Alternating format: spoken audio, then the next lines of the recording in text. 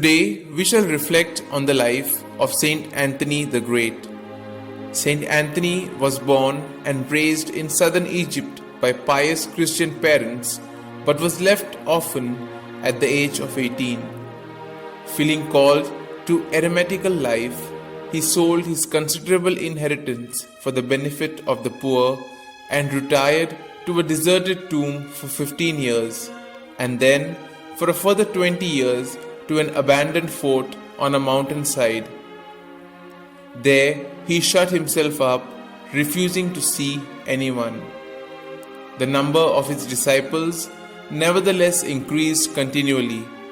They settled themselves in nearby caves and huts, and at length, in the year 305, succeeded in persuading Anthony to become their spiritual guide.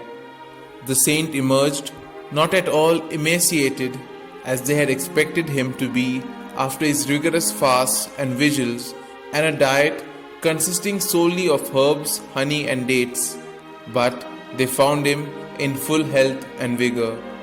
For 5 years, Anthony devoted himself completely to the organization and spiritual instruction of these hermit monks who continued to live in separate cells and to come together only for religious services. In this respect, they differed from the monks further south, who, under the guidance of Saint Pachomius, lived a community life much as monks do today. In the year 311, Anthony went to the great city of Alexandria to encourage the faithful who were suffering grievously in the Maximian persecution.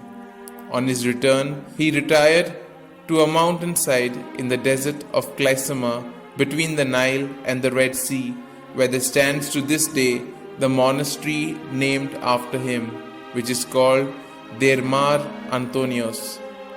Here he spent the remaining 45 years of his life, advising and inspiring all who came to see him, and making frequent visits to his first foundation at Deir el Memoun.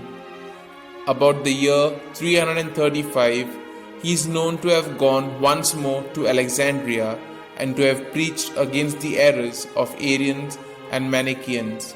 He died at the venerable old age of 105 and is revered as the patron of hospital workers, butchers, grave diggers, and brush and basket makers.